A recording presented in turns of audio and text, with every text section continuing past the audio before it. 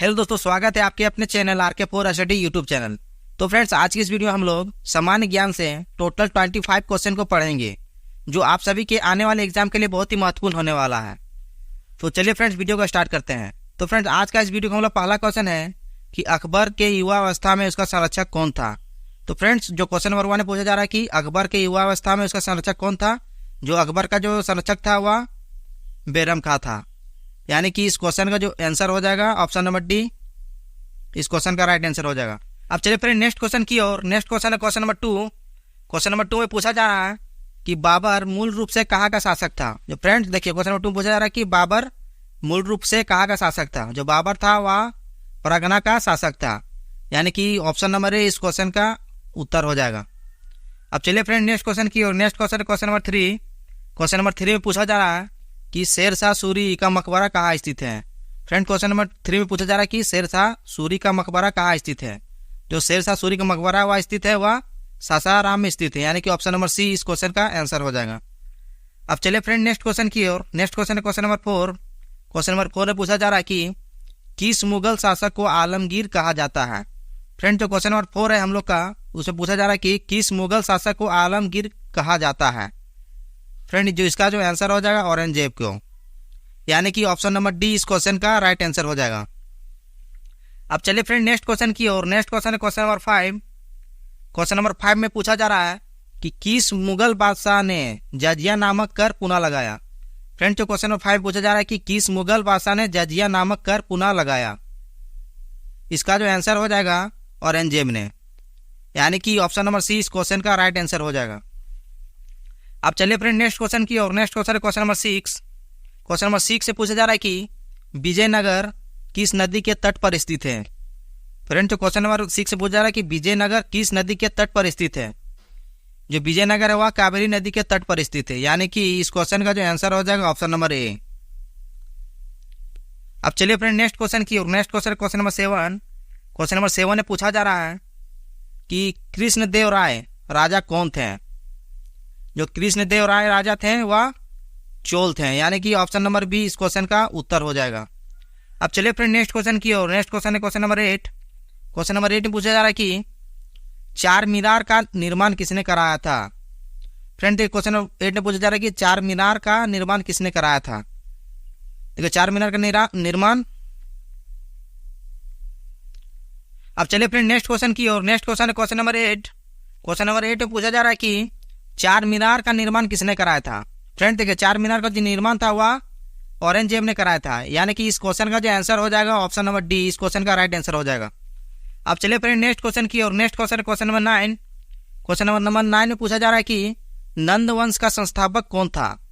Friend, देखिए question number 9 में पूछा जा रहा है कि नंद वंश का संस्थापक कौन था, और नंद वंश का संस्थापक था वह धननंद था। यानी कि इस क्वेश्चन का जो आंसर हो जाएगा ऑप्शन नंबर सी। अब चलिए फ्रेंड नेक्स्ट क्वेश्चन की ओर। नेक्स्ट क्वेश्चन है क्वेश्चन नंबर 10। क्वेश्चन नंबर 10 में पूछा जा रहा है कि मगध की प्रथम राजधानी कौन सी थी। फिर देखिए क्वेश्चन नंबर 10 में पूछा जा रहा है कि मगध की प्रथम राजधानी कौन सी थी। जो मगध की राजधानी थी वह राजगीर था। यानी कि इस क्वेश्चन का जो राइट आंसर हो जाएगा ऑप्शन नंबर सी राजगीर। अब चलिए फ्रेंड नेक्स्ट क्वेश्चन की ओर। नेक्स्ट क्वेश्चन है क्वेश्चन नंबर 11। क्वेश्चन नंबर 11 में पूछा जा रहा है कि हर्षचरित किसके द्वारा लिखी गई थी। फ्रेंड, देखिए क्वेश्चन नंबर 11 में पूछा जा रहा है कि हर्षचरित किसके द्वारा लिखी गई थी। जो हर्षचरित थी वह वानभट्ट के द्वारा लिखी गई थी। यानी कि ऑप्शन नंबर बी इस क्वेश्चन का राइट आंसर हो जाएगा। अब चलिए फ्रेंड नेक्स्ट क्वेश्चन की ओर। नेक्स्ट क्वेश्चन है क्वेश्चन नंबर 12। क्वेश्चन नंबर 12 में पूछा जा रहा है कि हर्षवर्धन के समय कौन सी चीनी तीर्थयात्री भारत आया था। फ्रेंड, देखिए क्वेश्चन नंबर 12 में पूछा जा रहा है कि हर्षवर्धन के समय कौन सी चीनी यात्री भारत आया था। इसका जो आंसर हो जाएगा हेवेन सांग ने। यानी कि इस क्वेश्चन का जो राइट आंसर हो जाएगा ऑप्शन नंबर डी। अब चलिए फ्रेंड नेक्स्ट क्वेश्चन की ओर। नेक्स्ट क्वेश्चन है क्वेश्चन नंबर 13। क्वेश्चन नंबर 13 में पूछा जा रहा है कि किस व्यक्ति को द्वितीय अशोक कहा जाता है। फ्रेंड, देखिए क्वेश्चन नंबर 13 पूछा जा रहा है किस व्यक्ति को द्वितीय अशोक कहा जाता है। इसका जो आंसर हो जाएगा हर्षवर्धन को। यानी कि ऑप्शन नंबर डी इस क्वेश्चन का राइट आंसर हो जाएगा। अब चलिए फ्रेंड नेक्स्ट क्वेश्चन की ओर। नेक्स्ट क्वेश्चन है क्वेश्चन नंबर 14। क्वेश्चन नंबर 14 में पूछा जा रहा है कि वानभट्ट किस सम्राट के राज दरबारी कवि थे। फ्रेंड, देखिए क्वेश्चन नंबर 14 पूछा जा रहा है कि वानभट्ट किस सम्राट के राज दरबारी कवि थे। जिसका जो आंसर हो जाएगा हर्षवर्धन के राज दरबारी कवि थे। यानी कि ऑप्शन नंबर सी इस क्वेश्चन का राइट आंसर हो जाएगा। अब चलिए फ्रेंड नेक्स्ट क्वेश्चन की और next question number 15। Question number 15 पूछा जा रहा है कि हर्ष की जीवनी किसने लिखी। फ्रेंड देखिए क्वेश्चन नंबर 15 पूछा जा रहा है कि हर्ष की जीवनी किसने लिखी। इसका जो आंसर हो जाएगा वान भट्ट ने। हर्ष की जीवनी वान भट्ट ने लिखी, यानी कि इस क्वेश्चन का जो आंसर हो जाएगा ऑप्शन नंबर बी। अब चलिए फ्रेंड नेक्स्ट क्वेश्चन की हो। नेक्स्ट क्वेश्चन है क्वेश्चन नंबर 16। क्वेश्चन नंबर 16 पूछा जा रहा है कि हर्षवर्धन अपनी धार्मिक सभा कहाँ किया करता था। फ्रेंड देखिए क्वेश्चन नंबर 16 पूछा जा रहा है कि हर्षवर्धन अपनी धार्मिक सभा कहाँ किया करता था।